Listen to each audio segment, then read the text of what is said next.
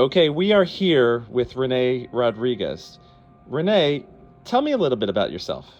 I work at the University of Miami. I'm the director and manager of the Bill Cosford Cinema, which is a 240-seat movie theater at the university. I also teach film classes. I teach aspects of contemporary cinema, and I also teach film history courses at the university. So, you're a professor, but there's a pathway to becoming a professor and to running the cinema. Could you tell us a little bit about how you got there? Sure. So traditionally, obviously, to be a professor at a university, like you need to have a master's degree and all that kind of thing. My approach was very different. I I started working at the Miami Herald when I was 20 years old. I had grown up reading the paper, and I had gravitated towards the movie criticism articles, like the reviews by the late great Bill Cosford.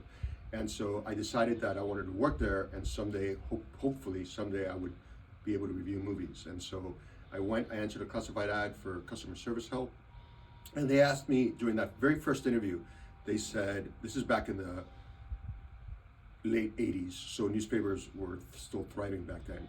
And during that first interview, I remember they asked me, you can have any kind of career here at a company like this. Like, is there one area in particular that interests you? And I remember saying, yeah, I want to be a movie critic someday. So that was always my goal. I worked my way through various departments. I started in customer service. I went to advertising, classified sales, then retail sales, then city desk clerk, then obituary writer, crime police brief writer, and finally I ended up in features. And after meeting Bill Cosford, I started writing backup movie reviews for the paper. In other words, like the Friday the 13th Part 8s, like the movies that the main critic didn't want to review. And then Bill passed away very suddenly and unexpectedly in January of 1994. I was very young and I was very green. I was only 26 years old, but they offered me the job, saying that they had faith that I would grow into it, and because my roots were already there.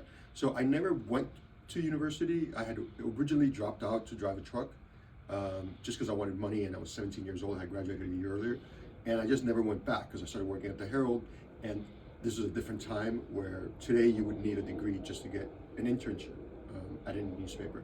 But back then in the late 80s, early 90s, things were still a little bit different. So, you worked at the Herald, you were writing these reviews, and so talk about the journey from that first day when you suddenly took over that role to where the industry led to, where how did you grow as a professional? Take us through the glory years of your reviews. Sure. Well, like 1984 was also happened to be a banner year for cinema. It was a cinema that Pulp Fiction came out, Natural Born Killers, Ed Wood. These were all movies. John Waters' Serial Mom. Like, these were all movies that were completely in my wheelhouse. Most of those movies, except for Pulp Fiction, because it's Tarantino, but if it wasn't Tarantino, none of those movies would get made today. At least not for theatrical release. Certainly not Ed Wood. Certainly not Natural Born Killers. So I became a critic at a time when the movies and the independent film scene was really thriving. So there was so many movies to write about. And again, this is before the internet, so people really read the paper and developed a relationship with the film critic. It was almost like a personal relationship. And so it's completely different from what it is today. But on Friday, you would get the newspaper, you would get the entertainment section, you would see all the ads for the new movies, and then you would read the reviews of what your local critic had to say. So it was very interactive. It was one of the probably the best job I've ever had back in those days. And then in 1999, I had always wanted to live in New York, and so I got a job offer in New York, and I accepted it. And I told the Herald, it's not that I want to leave the job, it's just that I want to live in New York. And they countered by saying, well, what if we let you live in New York and you keep your job, which was great for them as well. So I got to do it for 10 years out of New York City, which granted us even more access to, filmmakers and actors and actresses, because they were in New York. So I was able to see movies earlier, write about them earlier, which benefited the Herald and the entire chain. I moved back to Miami in 2008, like right when things started going south, the economy and newspapers. And I remained the movie critic until the year that Moonlight won Best Picture, which I think was 2017. 2018. I forget. And then after that, my position was eliminated, as it had been eliminated in so many other newspapers. The Miami Herald asked me to stay on, though. Like, they wanted me to stay on, so I went from writing about movies to covering real estate for the business desk, which was something I knew nothing about, but turned out to be a great beat. And I was doing that for a few years until the University of Miami called me and offered me this job. Great. Now, so you're running a cinema.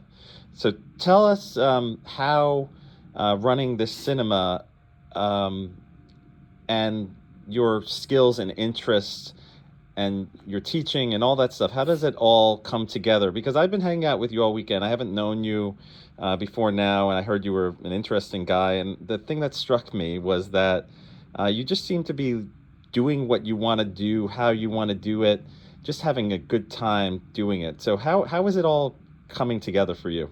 So it's interesting because now I'm through the looking glass. Before, when I was a critic, I was sitting, in front of the movies and asking, okay, let's see what you got, right? And I would write about the movies based on, what I thought of them.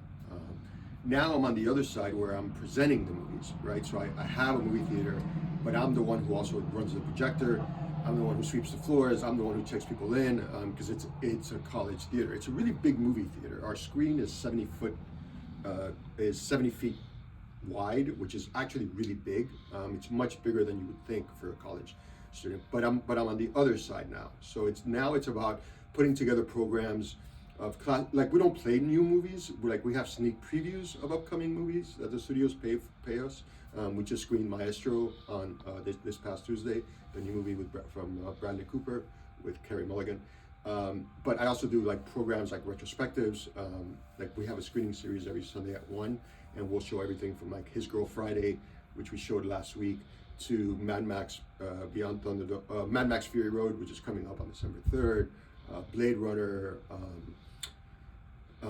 foreign language films, pretty much an eclectic mix of films. And so the idea is to tap into that community. The same people that would read my reviews, that same person will come out to see the movies that I'm playing now. And lots of times at the movie theater, I will get people saying, oh, I used to read your reviews all the time. That happens a lot. Just because I started really young. And and people back then, everyone read the Miami Herald. So if you were to give someone a piece of advice for how to pursue their passion along with their career, what would it be?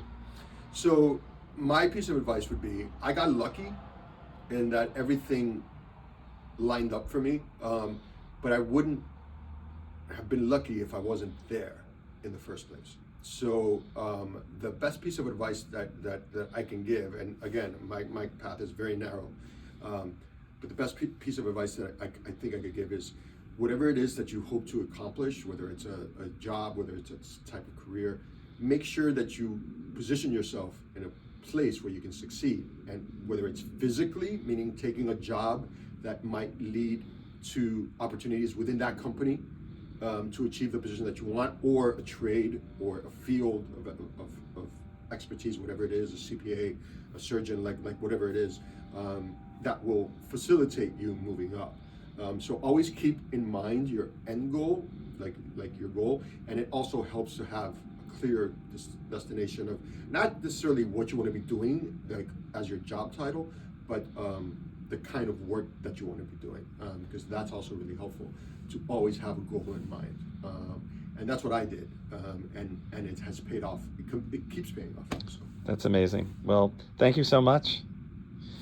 Thank you.